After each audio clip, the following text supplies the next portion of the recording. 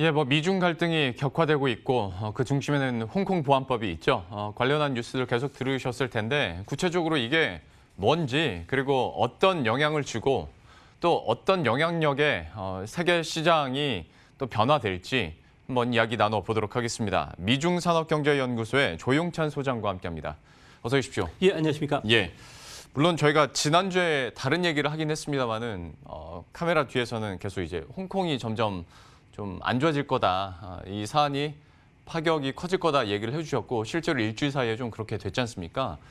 그 얘기를 좀 해보도록 할 텐데 홍콩 그 보안법 있지 않습니까? 이게 뉴스들을 많이 봤는데 뭔지부터 한번 설명을 해야 뒤에가 좀 이해가 될 것 같습니다. 네, 국가보안법이라는 것은 중국의 그 안전을 위하는 행위나 그리고 활동을 못하도록 금지나 처벌을 담고 있는 규정인데요.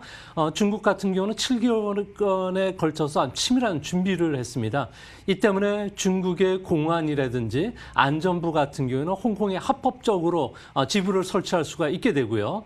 또한 그 홍콩 사람들에 대해서 사상이나 체제를 강조하는 교육을 의무적으로 실시할 수 있도록 됩니다. 거의 북한과 같은 수준이 되는데요. 이뿐만 아니라 언론이나 표현의 자유도 제한이 되게 됩니다. 반공산당과 관련된 행동을 하거나 아니면은 독립을 위해서 유년잭이나 그리고 성조기를 흔들어놓는 경우에도 처벌이 되게 되고요. 언론이나 인터넷을 통해서 공산 독재 반대라든지 민주화를 요청을 하더라도 그 위법사항이 됩니다. 또한 외국 국회의원을 만난다든지 해외에서 홍콩과 관련된 발언을 하는 것도 최대 30년 징역형을 받게 되는데요. 아무래도 일국양제가 훼손이 되고요. 또한 미국의 강경 대응 예고에도 시진핑 국가주석이 이를 강행한 것은 아무래도 9월 6일 날 홍콩의 입법부에 국회의원 선거가 있습니다. 지난 지방선거에서 참패를 했기 때문에 시 주석 같은 경우에는 여기에서도 참패를 한다면 임기 상기를 보장받을 수 없게 되기 때문에 앞으로 민주파에 대한 강경 진압을 위해서 이번 조치들은 미국의 어떤 압력에도 시행되지 않을까 생각이 됩니다. 설명 들으시면서 느낌이 빡 오겠지만 그러니까 이 국가보안법이 통과되면서 이게 민주주의에서 사회주의로 가는 발판이다라는 얘기를 그래서 하는 거고요. 때문에 미국에서는 당연히 이거를 반대하고 있고 트럼프 대통령도 마음에 안 든다라고 직접적으로 얘기를 하고 있지 않습니까? 그러면서 홍콩에 대한 특별 지위를 박탈할 가능성에 대해서 얘기가 나오고 우리 시간으로 이제 주말 사이에 나올 트럼프 대통령의 기자회견이 그래서 이제 눈여겨보고 있는 건데 글쎄요, 좀 어떻게 전망하십니까? 네, 분명한 것은 홍콩에 주어졌던 특별 지위죠. 관세나 비자 발급과 관련된 제한은 분명히 있을 것으로 보여집니다. 하지만 전부 폐지할지 일부만 폐지할지는 내일 트럼프 대통령의 손에 달려 있는데요. 이와는 별도로 미 재무부 같은 경우에도 홍콩과 관련된 탄압을 시도했던 중국 관리 그리고 공안과 관련된 기업들, 금융기관들에서 제재 조치가 취해질 것으로 보여지는데요. 아무래도 미국 내 자산이 동결되든지 비자 발급 제한뿐만 아니라 미국 기업과의 거래가 중단될 가능성이 크지 않나 보여집니다. 또한 미중 간의 갈등이 길어지면은 아무래도 홍콩에 있는 미국 기업들뿐만 아니라 미국인에 대해서 철수가 내려질 가능성이 큰데요. 이렇게 되면은 미국은 2018년만 하더라도 홍콩에 무려 825억 달러에 대한 투자를 해왔고요. 마이크로소프트라든지 인텔과 같은 다국적 기업들 같은 경우에는 1억 달러 가까이 자금을 홍콩에서 운용을 하고 있습니다. 이 자금이 빠져나올 수가 있고요. 미국 기업들은 홍콩에 1,400개 그리고 그 미국인만 하더라도 8만 명 정도가 되는데요. 홍콩에서 이 많은 자금뿐만 아니라 미국 기업들이 빠져나온다면 홍콩은 그야말로 종말에 가까워지지 않을까 보여집니다. 그러니까 만약에 정말로 그렇게 되면 홍콩으로 어떤 금융 그리고 돈이 가는 유인이 사라지게 되는 거지 않습니까? 하다 보면 아시아 금융 허브라는 상징성이 있었는데 이 위상도 잃을 거다라는 얘기들을 많이 합니다. 잠시 후에 그래서 이제 싱가포르 얘기도 한번 여쭤보도록 할 텐데 여기에 대해서는 좀 어떻게 평가하십니까? 네, 홍콩은 상품 무역과 관련해서는 세계 7위 규모고요. 또 외환 시장에서는 아시아 2위이고 그리고 시가총액 면에서도 아시아 3위 정도 되는 시장입니다. 중국 같은 경우에는 홍콩을 통해서 무려 2008년 이후에 3,500억 달러를 유치시켰는데요. 이 때문에 홍콩은 중국 경제로 볼 때는 필수 불가결한 존재입니다. 글로벌 자금뿐만 아니라 기술의 접근 창구도 되어왔고요. 또 유엔화와 관련된 국제화의 전초 기지 역할도 해왔습니다. 이뿐만 아니라 중국 정치인 또 붉은 자본가들 같은 경우에는 자금 회피처로서 이용이 되어왔고요. 부동산, 비트코인, 핀테크와 관련된 투자 창고로 이용을 해왔습니다. 이제 문제는 황금알을 낳는 거위를 죽이게 됐을 경우에는 아무래도 미국으로부터 법적인 보호를 받을 수가 없게 되고요. 또 일국 양제에 대한 신뢰가 훼손이 됐기 때문에 홍콩은 지난 40년간 누려왔던 세계 그 자유무역항으로서 기능, 금융 허브로의 기능을 좀 사라지게 되는데요. 이렇게 되면 부자들뿐만 아니라 기업들 같은 경우에는 아무래도 행복한 감시 사회에서 비즈니스 활동을 접지 않을까 생각이 됩니다.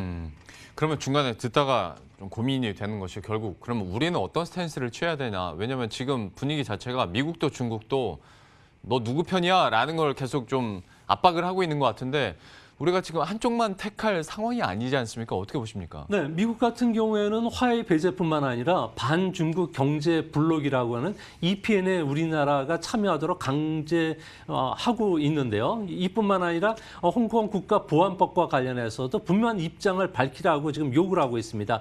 하지만 중국 같은 경우에도 국가보안법을 좀 지지해달라고 우리에게 요구를 하고 있는데요.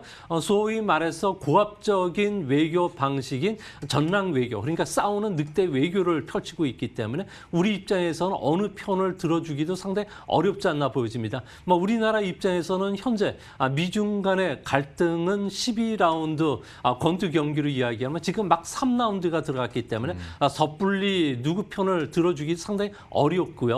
또 중국 같은 경우에는 섣불리 미국 편을 들어줬을 경우에 한국에 대한 수출 뿐만 아니라 단체 관광객 송출 중단, 여기에 북한 문제에서도 한국 편을 들어주지 않을 가능성이 크다고 합니다. 이제 문제는 전 세계 여론인데요. 자유나 인권, 민주주의는 아무래도 경제적 유불리와 떨어져서 생각을 하고 있기 때문에 우리 입장에서도 마냥 그냥 제3의 길을 가기에는 현재로서는 좀 어렵고 어느 순간에는 결정해야 되지 않을까 보여집니다.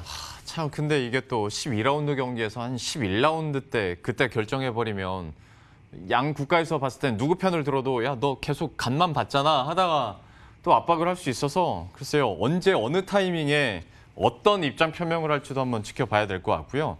싱가포르 얘기도 잠깐 해보도록 하겠습니다. 그러니까 만약에 홍콩이 어떤 금융 허브의 위상이 무너지면 돈은 싱가포르, 인재는 대만으로 갈 거다 뭐 이런 얘기들 많이 하더라고요. 싱가포르 좀 가능성이 있다고 보십니까? 네, 국제금융 허브라는 것은 경제 규모가 큰데든지 그리고 하드웨어가 잘 갖춰지고 있다고 해서 되는 것은 아닙니다. 아무래도 중국의 대도시라든지 싱가포르, 대만이 추월할 수 없을 정도로 통화의 안정성을 갖고 있고요. 또한 세제 투명성뿐만 아니라 예측 가능한 법률 시스템이 존재해야 됩니다. 또한 국민들이 보편적으로 영어를 할 줄 알아야 되겠고요. 시민에 의한 감시 체계가 잘 갖춰져야 됩니다. 또 일상생활에서의 자유와 같은 여러 가지 조건들이 필요한데 홍콩 같은 경우에는 이런 기능이 워낙 탁월하기 때문에 싱가포르이 추월할 수 없는 넘사벽이 되고 있습니다. 이 때문에 당분간은 아무래도 그 홍콩의 금융 허브 기능을 보완해주는 정도의 역할을 할 가능성이 크다는 점에서 앞으로 중국이 홍콩에 대한 경제적 지원이 계속되는 한 홍콩은 좀 금융 허브 기능이 축소되긴 하겠지만 명맥은 계속 유지되지 않을까 보여집니다. 저 그 싱가포르 얘기 나와서 또 궁금했던 점이 통안정성이나 투명성, 법률 시스템이 완비돼야 된다 조건들을 얘기해 주셨는데 사실 투자자 입장에서는 투자하기 좀 편하고 쉽고 제도적으로도 규제도 좀 최소화돼야 이게 좋은 거잖아요, 사실. 싱가포르는 상황이 어떻습니까? 네, 싱가포르 같은 경우에는 기업의 자유도가 상당히 높은 상황이고요. 또 금융과 관련된 인프라가 상당히 잘 갖춰져 있습니다. 이것뿐만 아니라 부자들이 선호하는 이유는 뭐 양도소득 그리고 상속세, 증여세와 관련된 자본이득세가 전혀 없다는 겁니다. 뭐 우리나라는 최대 50%인 점을 비교하면 상당히 저렴하다는 거죠. 또한 아파트 매매와 관련해서도 양도소득세도 없고요. 배당소득세도 없습니다. 우리나라 같은 경우는 10%의 부가세가 존재하지만 싱가포르에는 소비세가 한 7%에 불과하고요. 또 법인세도 17%입니다. 우리나라가 22% 정도가 되는데요. 스타트업 기업들에게는 조세도 면제가 되고 있고요. 지적 재산권과 관련된 취득을 했을 경우에는 아무래도 경비는 5년간에 걸쳐서 탕감을 하게 됩니다. 이 때문에 홍콩의 고액 자산가들 같은 경우에는 아무래도 싱가포르 쪽에 부동산 투자를 할 수밖에 없는 상황이고 또 싱가포르이 77%의 인구가 중국인으로 구성이 되고 있다는 점, 또 IT 시설이 잘 갖춰지고 있다는 점에서는 중국 부자들, 특히 홍콩 부자들 같은 경우에는 싱가포르를 선호할 수밖에 없는 그런 모습입니다. 네, 이때다 싶어서 더 이제 자금 이동이 될 수도 있는 요인들은 많이 있네요. 싱가포르 실제로 유동성이 어떻게 이동을 하는지도 한번 봐야 되겠고, 만약에 진짜 이제 최악의 국면으로 계속 갈 경우에, 그래서 정말 위기의 홍콩이라고 불릴 경우에 우리 경제는 얼마만큼의 영향을 가늠할 수 있을지, 이것도 사실 처음 겪어보는 거라 좀 어떻게 평가하십니까? 네, 지금 동북아의 정세는 박빙열이라는 단어처럼 살얼음판을 걷고 있는 아주 위태로운 상황인데요. 뭐 홍콩이 무너지면은 다른 대안을 찾기가 상당히 어렵습니다. 이 때문에 글로벌 금융시장의 허브 기능, 또 우리나라 같은 경우는 제4의 수출 시장이라는 점에서 한국 경제 타격은 좀 불가피하지 않을까 보여집니다. 이제 문제는 미중 간의 패권 다툼은 앞으로 2년에서 3년간이 가장 치열하게 전개되고요. 또한 냉전 체제가 길면은 30년 정도를 갈 가능성이 큽니다. 이 때문에 목요일 날 우리 외교부 같은 경우에도 외교 전략 조정회를 가지고 이와 관련된 대처 방안을 논의했는데요. 결국 결론을 내지는 못한 상황입니다. 앞으로 상황을 면밀하게 주시하고 최악의 상황에 대비하겠다는 정도밖에 이야기를 안 했는데요. 이 때문에 기업 입장에서는 답답해질 수밖에 없습니다. 제가 볼 때는 중국과 관련된 제조 생산 역할을 기업들 중에서는 한 20%에서 한 50% 정도 이제는 좀 줄여 나가야 되지 않을까 보여지고요. 우리나라 핵심 산업이죠. 반도체, 자동차, 디스플레이, 그리고 전기 자동차랑 배터리를 만드는 회사들 같은 경우는 하루속히 중국 비중을 낮추고 스스로의 공급망을 찾아 나가는 전략을 세우지 않고서는 나중에 2, 3년 뒤에는 상당히 한 낭패를 볼 가능성이 크지 않나 이렇게 보여집니다. 예. 사실 미중 무역 갈등도 참 오랜 기간 동안 우리 경제를 괴롭혔었는데, 이번 홍콩 국가보안법 관련 이슈는 경제에다가 이념까지 들어가 있는 거다 보니까 이게 쉽게 양보하기는 양 국가가 쉽지 않을 것 같고요. 여기에 따라서 경제적 충격들도 좀 미리미리 대비를 해야 될 것 같은데요. 그 시나리오 중 하나가 또 나오는 것이, 그러니까 위안화 약세로 인해서 7위안 결국 깨지는 거 아니냐라는 뭐 전망들도 있거든요. 여기에 대해서는 좀 어떻게 보세요? 네, 중국 같은 경우는 자주 위엔화를 미국 견제 카드로 사용을 해왔는데요. 중국에서 대표적인 사례가 지난 1994년 1월 1일 날 위엔화를 갑작스럽게 33%나 평가 절하시켰습니다. 이 때문에 아시아 각국들 같은 경우는 외환 쇼크가 일어나면서 97년 아시아 외환 위기를 초래시켰고요. 2015년도에도 갑작스럽게 위엔화를 4% 절하시킨 적이 있습니다. 뭐 작년에는 미중 무역 전쟁 속에서도 위엔화를 1달러에 7.18위엔까지 절하시켰는데요. 아시아 국가들 입장에서 보면은 외환 위기의 그 트라우마를 갖고 있기 때문에 위엔화가 급변동을 했을 경우에는 아무래도 주식뿐만 아니라 채권 시장 그리고 각종 산업에도 그 영향을 미칠 수밖에 없기 때문에 우리도 여기에 대해서 상당히 민감하게 반응하는 그런 모습입니다. 미국도 상당히 민감하게 반응할 거 아니에요. 그러니까 무역 전쟁에서 환율 전쟁으로 옮겨가다가 코로나 때문에 살짝 멈췄었는데 다시 그러면 좀 재점화 되겠습니까? 네, 그렇습니다. 미국 같은 경우에는 경상수지가 대규모 흑자국인 중국이 인위적으로 위엔화를 절하시켰다고 보고 있고요. 이 때문에 종합무역법에 의해서 중국을 환율 조작국으로 지정할 가능성이 높다고 합니다. 목요일 날 중국의 그 CDS 프레임을 보면 52%까지 급등을 했는데요. 코로나 코로나 바이러스 이전보다도 무려 39%포인트 정도 올라간 상황입니다. 우리나라가 27% 전후에서 움직였던 거 보면 거의 2배 수준이고요. 또 홍콩도 42% 정도가 되기 때문에 아시아 국가들이 현재 중국의 그 환율 조작국 지정 우려로 인해서 상당히 좀 불안한 모습을 보여주고 있습니다. 환율 조작국이 지정이 된다는 것은 미국과 무릎을 앉아서 환율을 재조정하게끔 협상을 벌일 수밖에 없게 되는데요. 이렇게 되면은 위안화 절하폭만큼 보조금을 보고서 상계 관세 한 45%까지 부과를 받을 수가 있게 됩니다. 이뿐만 아니라 미국 연방정부 조달 시장에서도 배제가 되고요. IMF로부터도 통화와 관련된 그 감시를 받게 되고 대미 투자 시 아주 까다로운 조건을 받기 때문에 중국 입장에서도 마냥 위안화 절하를 시켰다고 좋아할 수는 없을 거로 보여집니다. 예.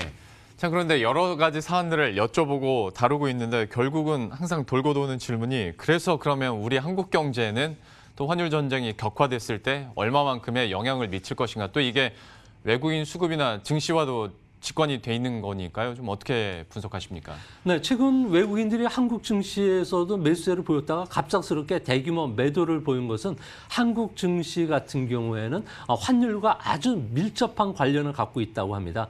전 세계 주요 국가들 중에서 환율과 주가의 상관관계를 보면은 1에 가까운 나라가 제일 가까운 나라가 한국인데요. 무려 0.87 정도가 된다고 합니다. 거의 동행을 하게 되는데요. 이 때문에 위안화 환율의 변동폭이 커진다면 원화 환율도 약세가 불가피하다고 보고 있고요. 이 때문에 아시아 금융 허브 기능을 갖고 있는 홍콩 시장이 불안해진다면 한국 경제는 그야말로 태풍의 눈 안에 갇힌 고기패처럼 위태롭게 볼 수밖에 없는 상황이라고 합니다.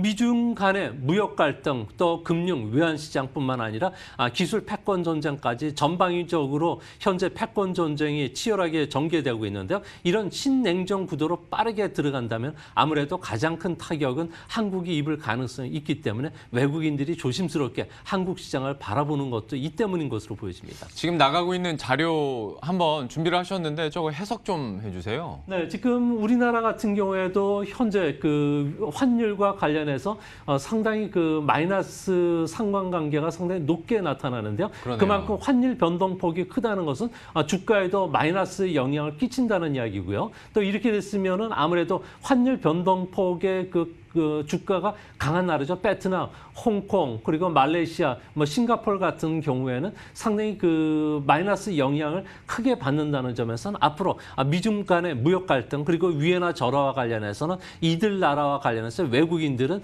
피할 수밖에 없기 때문에 외국인 매도 압력이 커질 수밖에 없는 그런 그림으로 나타나고 있습니다. 베트남과 비슷한 수준이라니 저것도 충격적이긴 한데 그만큼 좀 우리는 변동성을 좀 대비를 해야 될 것 같고요. 글쎄요, 저 표로 인해서 좀 더 긴장감이 좀 드는 것 같습니다. 우리 경제에 대한 영향은 뭐 계속 살펴봐야 되는 거고 짧게 그 중국 경제에 대해서는 근데 중국은 나름대로 계속 자신감을 갖고 있는 것 같긴 한데 좀 어떻게 이어질 것으로 보십니까? 네, 중국 같은 경우에는 어려울 때일수록 수요와 공급을 중국 정부가 보이는 손에 의해서 창출시켜 주는데요. 이 때문에 인프라 투자들이 상당히 가파르게 진행이 되고 있고요. 첨단 산업과 관련된 생산을 독려하고 있기 때문에 중국에서는 이산화탄소와 관련된 배출이 코로나 쇼크 이전보다 더 높아졌다고 합니다. 공장이 거의 90% 이상 진행이 되고 있다는 이야기인데요. 이 때문에 화해 같은 경우에도 미국산 부품 없이도 지낼 수 있도록 2년치 부품을 이미 확보한 상태고요. 또 금융 위기나 외환 위기도 지금 대처하기 위해서 댐이 터지기 전에 물꼬를 다른 곳으로 돌리기 위한 조치도 지금 진행 중에 있다고 합니다.